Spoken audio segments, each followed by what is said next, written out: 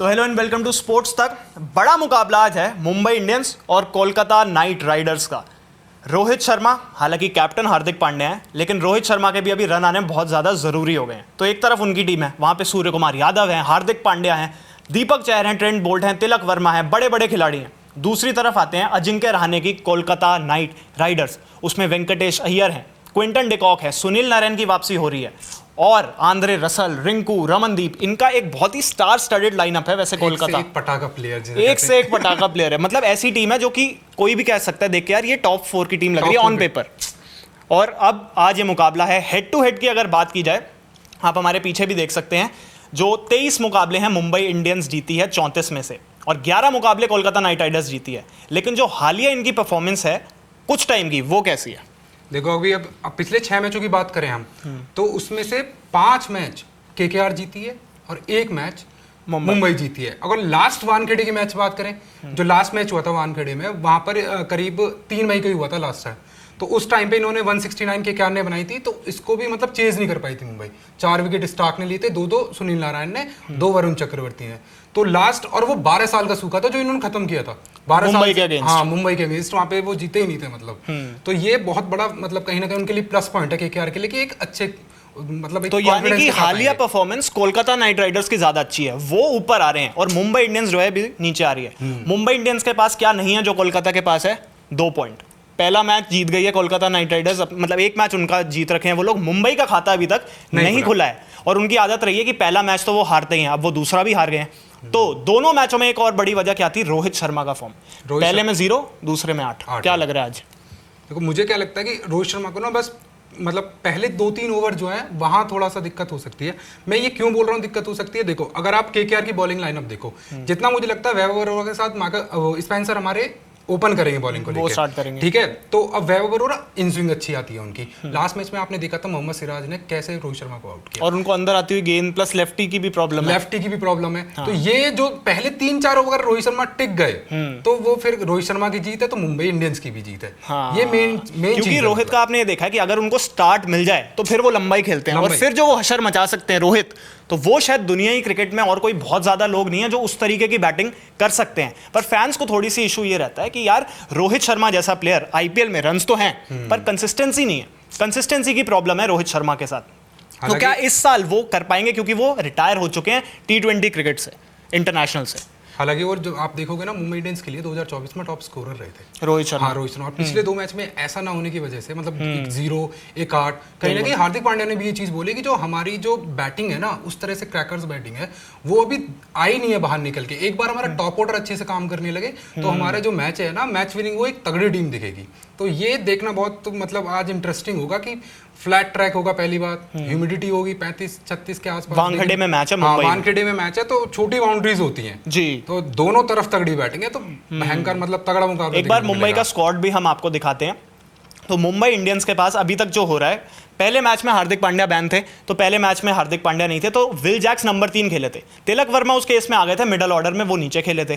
तो अब second match में क्या होता है, विल जैक्स को कर देते हैं ड्रॉप। तो ये मेरे लिए थोड़ा सा सरप्राइज था कि विल जैक्स को इन्होंने हटा दिया और रायन रिकल्टन और रोहित ने तो ओपन किया। 3 पे आ गए तिलक, जो कि इंडिया के लिए भी 3 खेलते हैं। 4 पे आ गए आपके सूर्य कुमार यादव, उसके बाद फिर आपके हार्दिक पांड्या, रॉबिन मिन्स, नमनधीर, ये सब आए।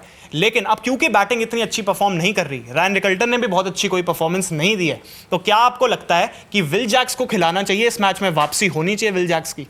मुझे लगता है कई हद तक ये लोग खिलाएंगे, क्योंकि अगर आप राइकल्टन की बात करें जी, तो हमने अक्सर देखा है कि वो मतलब एक ऑन द फ्लो वाली बॉल को जो मारते हैं ना, हिट जो होता है, पावर हिटर्स में आते हैं दोनों ही। तो फ्लैट ट्रैक पे बैटिंग तगड़ी चाहिए, बैटिंग कहीं हद तक, तो मुझे लगता है दोनों खेलेंगे। तो अब इस केस में एक पोजीशन रायन रिकल्टन ओपन करें, 3 नंबर विल जैक्स खेलें, 4 नंबर पे फिर सूर्य होंगे और मिडल में 5 पे चले जाएंगे तिलक वर्मा, जो पुराना आप देखते थे ना, जो पहले वो खेलते थे जिस पोजीशन पे। क्योंकि हालिया में इंडिया की तरफ से उन्होंने 3 नंबर पे खेला है, उनको लास्ट मैच में भी 3 खिलाया गया, बट क्या हुआ, स्टार्ट अच्छी थी फिर स्लो हो गए, और उसके बाद वो काफी ज्यादा दिक्कत हुई, क्योंकि सूर्य कुमार यादव एक तरफ से अकेले लगे हुए हैं, 200 के स्ट्राइक रेट पे खेल रहे हैं, लेकिन तिलक वर्मा की परफॉर्मेंस वैसी नहीं आ रही थी।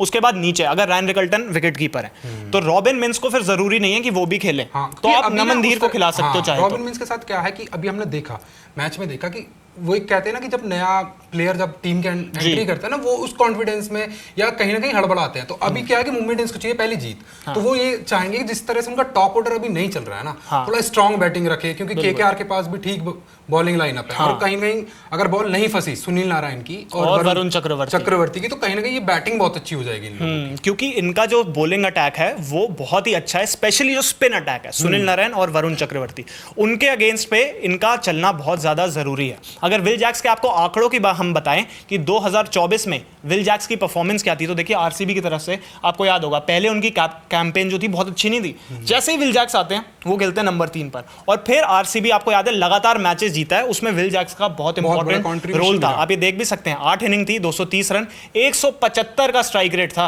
एक 50 और एक ये 100 आपको याद होगा जो अहमदाबाद में इन्होंने बनाया था। और ये इतना ज़बरदस्त 100 था, आपको याद है विराट कोहली कैसे चीख रहे थे अहमदाबाद में जब इन्होंने ये 100 बनाया था, और राशिद खान को जो इन्होंने छक्के मारे थे।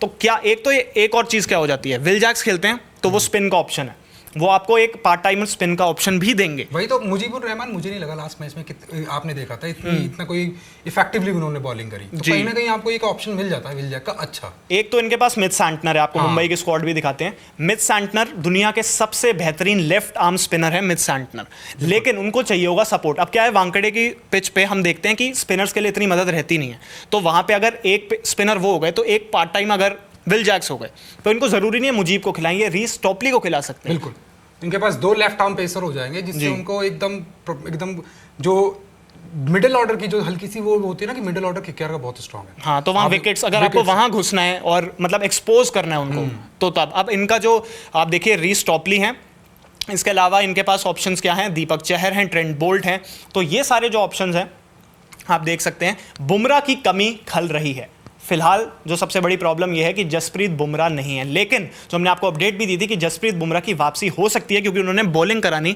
शुरू कर दी है, एनसीए में उन्होंने बॉलिंग करानी शुरू कर दी है। महिला जयवर्धने ने भी बोला था कि वो अपने डेली रूटीन्स कर रहे हैं, लेकिन आज जो उनकी वीडियो वायरल हो रही है इसका मतलब बैक ऑन ट्रैक वो हैं, पर अभी ये नहीं पता कि वो कब तक वापस आएंगे।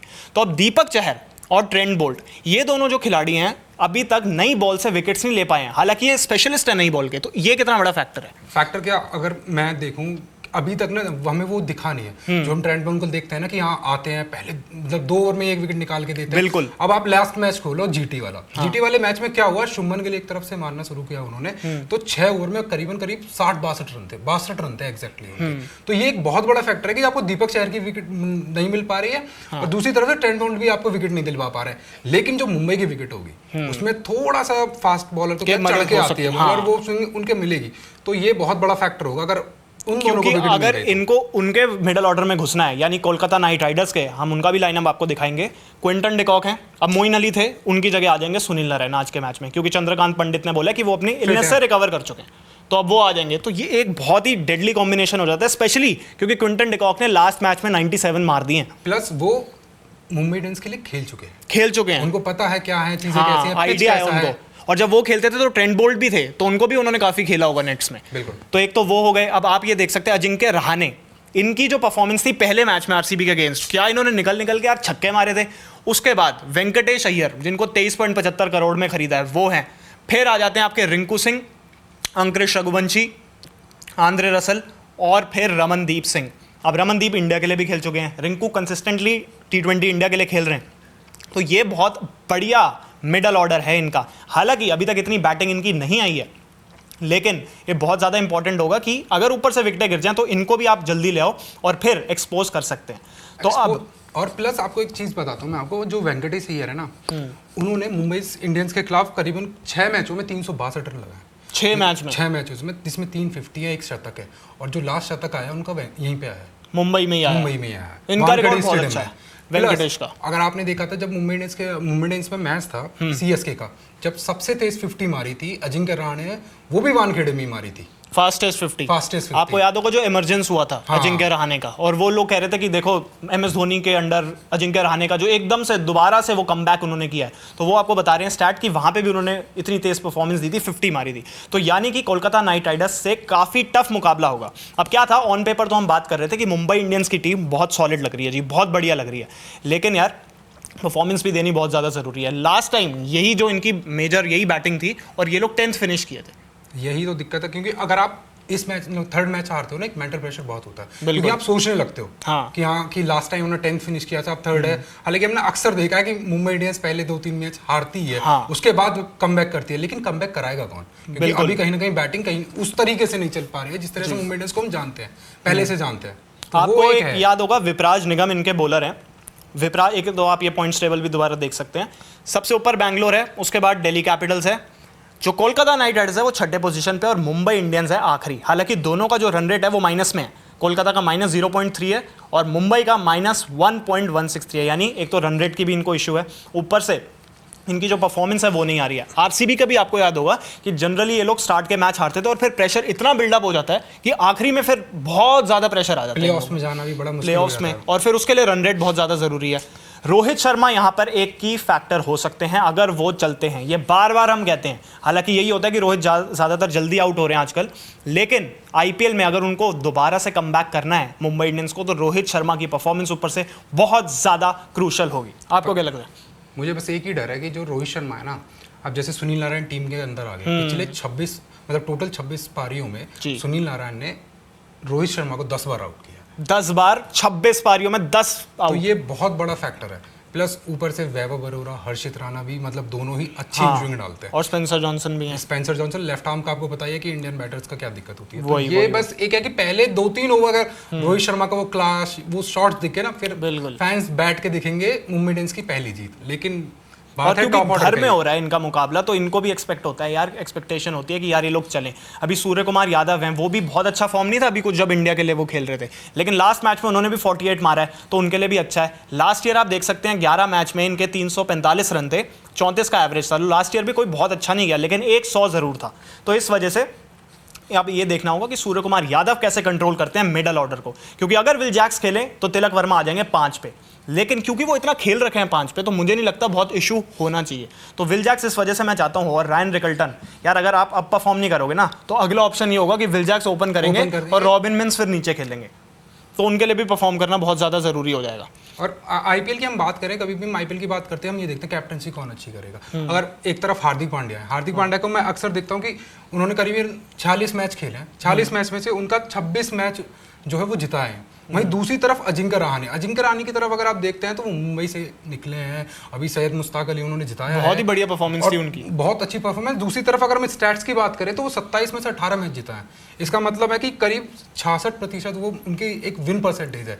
तो केकेआर के लिए ना, जैसे श्रेयस अय्यर चले गए थे, तो उसके बाद अजिंक्य रहाणे का आना, मतलब एक कहते हैं ना हम शेर के ऊपर सवा शेर, तो वो एक उनके पास एक्सपीरियंस है, उनको पता है कि मैच कैसे जिताते हैं, प्लस मुंबई का उनको ग्राउंड का पता है। तो ये बहुत बड़ा आज का बैटल आपको देखने को मिलेगा। और आते ही पहले मैच में जो उन्होंने 50 मारा था, हालांकि वो लोग हार गए आरसीबी से, लेकिन वो 50 कितना ज्यादा एक इंपॉर्टेंट तरफ था। से वही मार रहे थे रन, वही मार रहे थे, और जो शॉट्स वो लगा रहे थे छक्के निकल निकल के, तो वो दिखा रहे थे कि यार मैं आ गया हूं और सिर्फ कैप्टन नहीं हूं, मैं रन भी बनाऊंगा। तो अगर इसी तरीके से वो कंटिन्यू करे तो इनका अटैक बहुत ज्यादा डेडली है। अब प्रिडिक्शन टाइम, आपको क्या लग रहा है कौन जीतेगा आज का ये मुकाबला? मुझे लगता है कि देखो टॉस का तो इतना फैक्ट होगा नहीं कि अगर कि हम आप कहते हैं ना कि ड्यू फैक्टर होगा नहीं, क्योंकि ह्यूमिडिटी होती है, प्लस 11 ओवर के बाद आपको नई बॉल मिल जाती है, तो इतना फर्क नहीं पड़ेगा।